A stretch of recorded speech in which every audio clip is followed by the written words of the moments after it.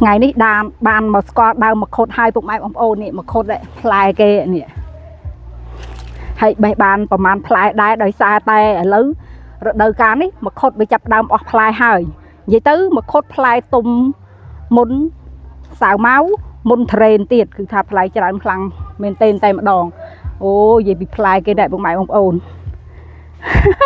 លើកទី1ហើយបានមកបេះ fly មកខុតនៅនឹងចំការតែម្ដង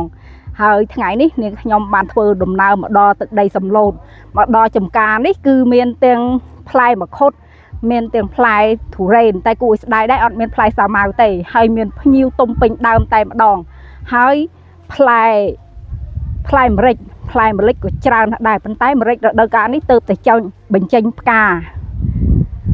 ថ្ងៃនេះគឺថាអារម្មណ៍ fresh តែម្ដងខ្យល់អាកាសបែបត្រជាក់ស្រស់ស្រាយបែបធម្មជាតិមានផ្លែឈើធម្មជាតិទៀតនេះផ្លែមង្ឃុតពុកម៉ែបងប្អូនដែលអត់ស្គាល់ផ្លែមង្ឃុតនឹងដើមមង្ឃុតនេះមង្ឃុតនៅខាងក្រោយនាងខ្ញុំនេះគឺដើមមង្ឃុតតែម្ដងផ្លែច្រើនមែនទេអារម្មណ៍គឺថាត្រជាក់ចិត្តបានឃើញមង្ឃុតផ្លែគេឡើងកម្ៅប៉ុណ្ណេះគឺឆ្ងាញ់តែម្ដងរសជាតិគឺថាមកអេមសប្បាយចិត្តខ្លាំងតែម្ដងមកថ្ងៃនេះមកដល់កន្លែងភ្ញៀវឃើញភ្ញៀវខ្វះកនឹងភ្ញៀវទៅដល់កន្លែងដើមតរ៉េនខ្វះកនឹងតរ៉េនហើយផ្លែកខប់ទៀតកខប់និយាយពីថាផ្លែពេញដើមគួរឲ្យស្ដាយណាស់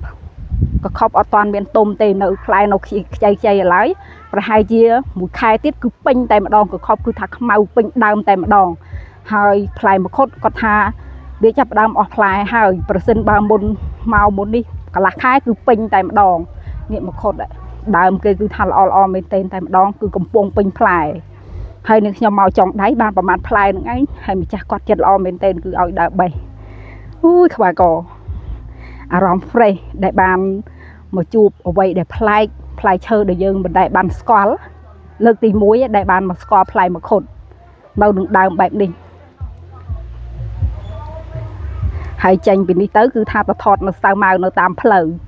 ចំការនេះគួរឲ្យស្ដាយដែរបើសិនជាមានសៅម៉ៅ 4-5 ដើមមិនដឹងជាសប្បាយយ៉ាងណាទេខ្យល់ក៏ត្រជាក់ល្អចូលមកខាងក្នុងបន្តិចប៉ុន្តែល្អណាស់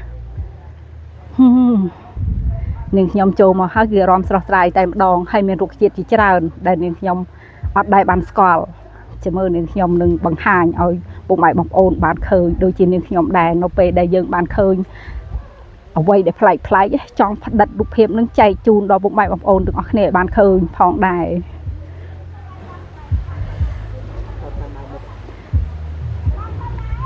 នឹងចាំចេញពីនេះទៅខ្ញុំទៅកន្លែងសៅម៉ៅ